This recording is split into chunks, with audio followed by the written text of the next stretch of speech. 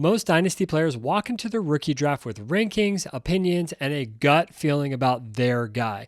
And that's exactly why they lose value every single year, because rookie drafts aren't about picking the right player, they're about making the right decisions. And most people don't have a system to do that. So in this video, I'm giving you a full and complete rookie draft blueprint, step by step, how to approach every pick, when to draft, when to trade, and how to consistently come out of your rookie draft with more value than when you started with. If you follow this, your draft will look completely different. Your team will have so much more value, and you're going to find yourself getting more and more traction in your leagues and start to win year after year. My name is Caleb, and welcome to the Dynasty Edge HQ, where we help you think like a GM so that you can take your teams from rebuilding to winning championships for years to come. And if you find anything actionable or helpful in this video, make sure you subscribe down below. Let me know what you got out of this rookie blueprint, and it's going to be so helpful to have you in this. Now, I want to announce this before we get started. My rookie blueprint guide is down below in the description. You can download it for free today. If you just click the link down there, this gives you everything you need to have a successful rookie draft, and it goes a lot along with everything we're talking about today. So, number one, the foundational thing for having a solid rookie draft in this blueprint is to think like an NFL GM.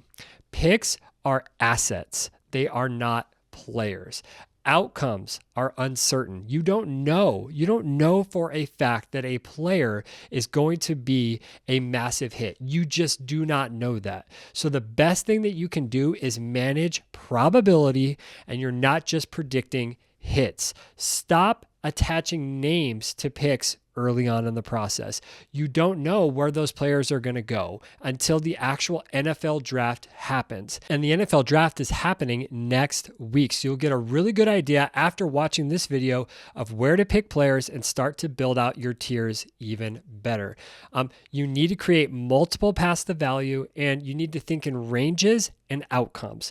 Instead of just thinking this player is worth X, and just picking the player that you already have in mind, listening to every dynasty ranking person out there, you can start to build the values in your mind based off of the probabilities that they have to hit based on where they are drafted in the NFL draft. So if we're thinking like a GM, we need to have a system to execute that. So at the foundation, think like a GM.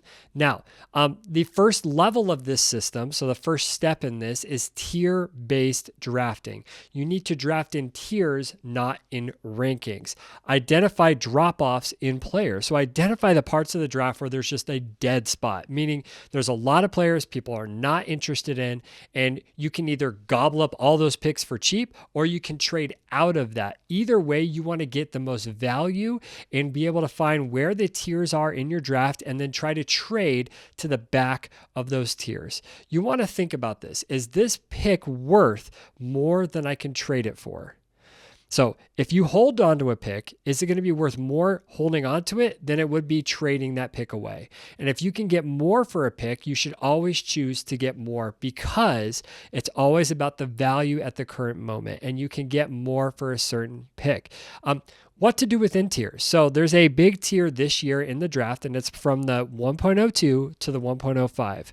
Okay, we have Fernando Mendoza, Carnell Tate, we have Mekhi Lemon, and we have Jordan Tyson. And those are all four players, for example, that are in one tier. If I was a GM of one of your dynasty leagues, I would, if I had a pick within that tier, let's say I had the 102, I would do everything I could before the draft to trade to the 1.05, because all of those players are of similar value and similar talent. And so I would want to be at the back of that tier so that I can make the best pick and not lose any value. So I would trade the 1.02 to the 1.05 if I could, try to get them to come up and take that pick and maybe get a 28 first on top. Maybe I'm getting 2 seconds. Maybe I'm just getting a second because I'm okay with just any type of value on top.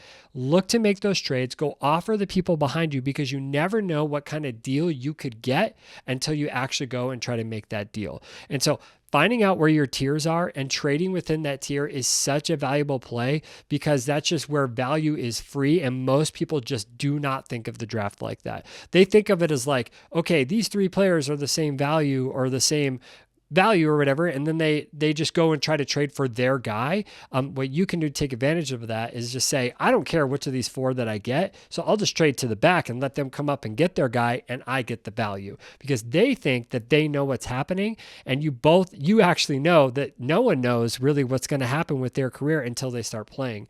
And so you can get so much value that way.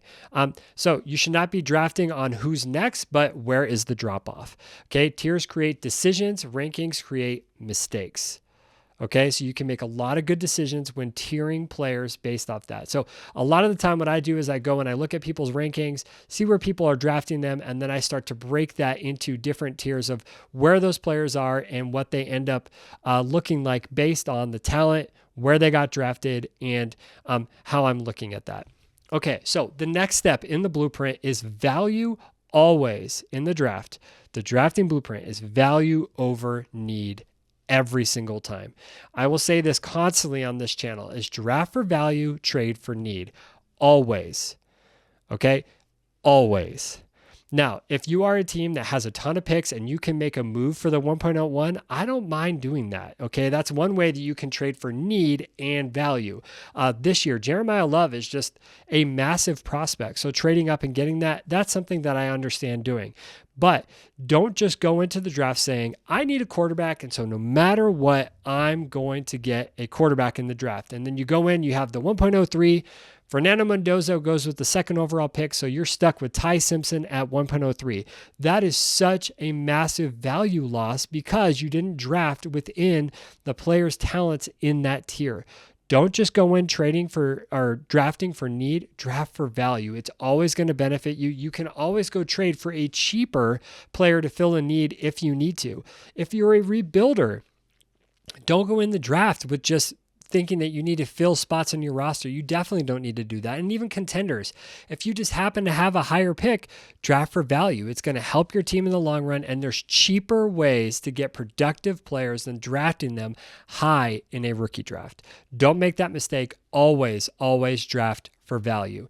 Now, number 4 is the trade clock, or trading on the clock. Picks gain value the most when you're on the clock, and that's a great opportunity to make trades. Use urgency, and you can also use a little bit of pressure on your league mates to get them to make moves. You can say things like, hey, I got a couple people interested in this. Are you thinking about making a move up here?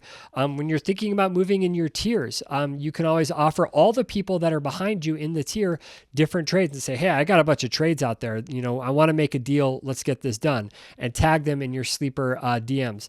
Just find ways to make those trades and trade on the clock. It's a great time to make your picks, but also have a plan going into that. So as part of the blueprint, yes, you need to trade on the clock, but one of the first things you need to do is every GM in the NFL has a massive plan. They show it on the screen. They show their draft room, and there's all these player names everywhere. Everybody's sitting around. There's like 20 people in the room. There is a plan.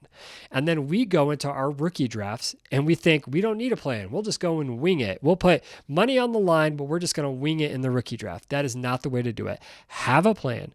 Know where and when you're going to try to make trades and what managers you're going to possibly trade with. Most people draft for need. So take advantage of that by offering those managers trades during the window, and always try to get a 2-for-1 in a deal. Whenever you're trading out of a position, try to trade it for multiple things.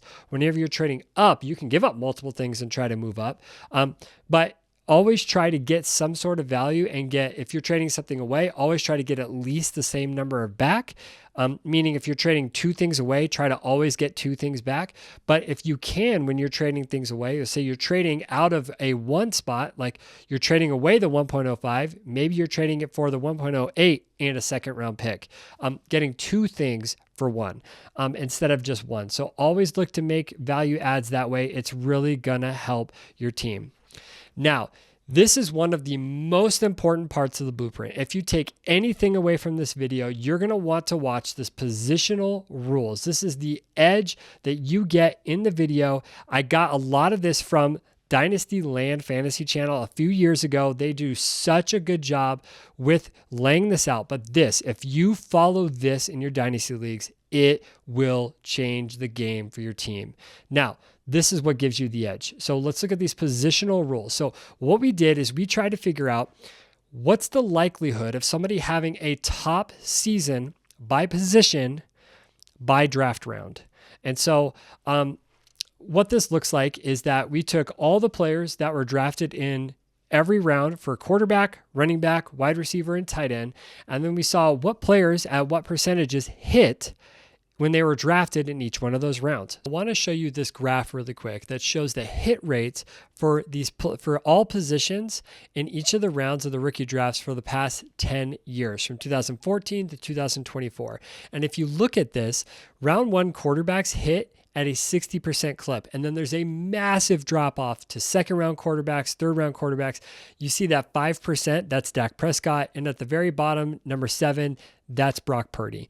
And so you see that players have not hit in those other ranges. 0% quarterbacks in round 3 have ever had a top 12 season for a quarterback. That's crazy. Then looking at running backs are the best position to draft in rookie drafts. They have the highest percentages, especially in the first 3 rounds. 85% in the first round. So if a player is drafted in the first round of a rookie draft, they have an 85, almost 86% chance of actually being a top end running back. That's ridiculous. That is a great value. And then all the way down to round 3, where it goes to 48% chance of them. So 50% chance of them making. Now last year, Caleb Johnson didn't make it, but there have been other years where a third round running back has actually been a top end running back. Then wide receiver is probably the most disappointing on this whole list. In the first round, receivers are basically a 50% risk. 50% yes, 50% no. And then it goes down to 35% in the second round. So many people overhype wide receivers, and the percentages are just not there. So when you're drafting receiver, make sure that you understand what you're drafting. Okay, tight ends. This is also a really exciting thing. Round 1 tight ends are one of the surest bets you can get in Dynasty. At a 70% clip, they are actually one of the best bets to actually hit in your league if they're drafted in the first round. And then that gets cut in half if they're drafted in the second round, and then it goes way further down after that. So just keep these things in mind. And as I go through each position, this is how you should be drafting your teams based on position in your league, because this is where you get the most value. This is the most important thing. If you take away anything from this video, it's understanding what the NFL draft tells us and how players hit based on where they're drafted. So if we're going to go to quarterbacks, this is what history has told us about quarterbacks. So the QB rule, the percentages are only around quarterbacks in round 1. So if you pick a round 1 quarterback, they are a top end or a top tier quarterback 60% of the time. So 6 times out of 10, you're going to get a QB1 when you draft a quarterback that was drafted in the NFL draft in the first round. Okay, so this all has to do with where they get drafted in the actual NFL draft. This matters a lot. When a quarterback is drafted in the second round, it is only a 12% hit rate. Okay, so that means 12% of the time, quarterbacks are a QB1 when they are drafted in the second round. So really, you only want to draft a quarterback that has been drafted in the first round in the NFL draft. Now let's move on to running back. This is one of the biggest edges that you can get. You're going to want to prioritize round 1 through round 3 running backs. Round 1 running backs hit at a rate of 85%. Now you might say, hey, Caleb, what about Clyde Edwards-Helaire? He's that 15% that didn't hit.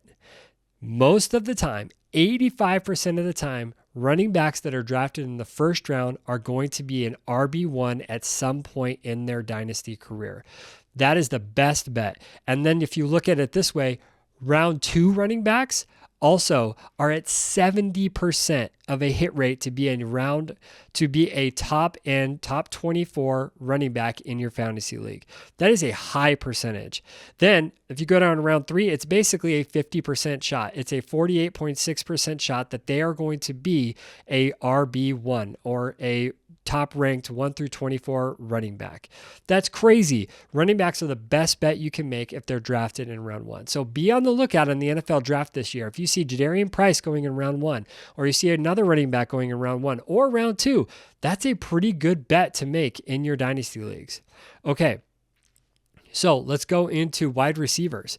Now, this is where it gets interesting. Wide receivers are oftentimes highly drafted, and there's a little bit of change. Now, this says like round one receivers. So receivers across being drafted the round one in the actual NFL draft are at a 54% hit rate. It goes up a little bit if they're a top 10 wide receiver or a top 10 to 20 wide receiver, but it's not much.